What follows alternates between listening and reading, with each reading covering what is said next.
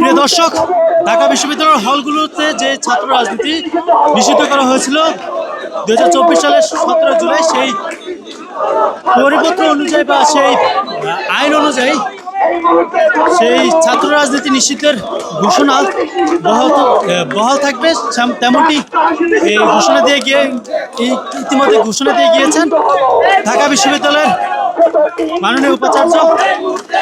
এবং তার খুশিতে এই মুহূর্তে আন্দোলনরত শিক্ষার্থীরা বিজয় মিছিল বা তারা আনন্দ উল্লাস করছেন।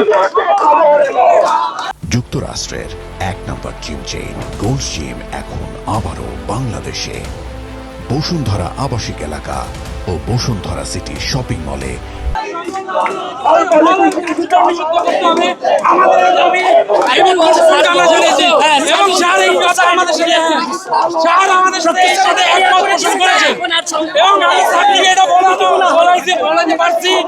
সকল প্রকার এবং প্রকাশ্য সবগুলো যেন হলে যেন নিষিদ্ধ ঘোষণা করা হয় এবং স্যার আমাদের সাথে একাত্মতা প্রকাশ করেছে।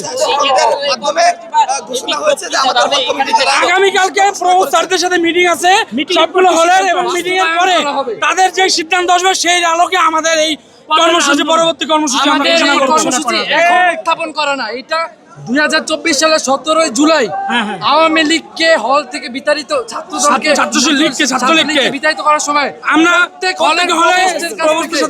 আমরা সিগনেচার নেওয়া হয়েছে যে এই ক্যাম্পাসে দলীয় হল কমিটি ভিত্তিক কোন রাজনীতি হবে না। সেটা শিবিরের হোক, সেটা বাকশাসের হোক, ইভেন তো বাকশাসের হোক, যার হোক, কোনো হবে না। বাম ডান ছোট টিম বড় টিম কোনো টিমের রাজনীতি হবে না। সেইটার আপনারা খেয়াল করবেন, আমাদের প্রত্যেকের হলে বিভিন্ন রাজনৈতিক দল ফিল্টার দিচ্ছে, এটা করছে ওইটা করছে, সাইকেলের পাম্প দিচ্ছে, এগুলো একটা রাজনীতির অংশ।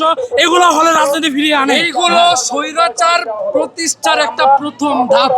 আমাদের হল কমিটিতে হলে রাজনীতি প্রতিষ্ঠার এটা একটা প্রথম ধাপ। আমরা শুরুতে এই জিনিসগুলো আখ্যায়িত করার চেষ্টা করেছি, কিন্তু বিভিন্ন কারণে আমরা পারি নাই।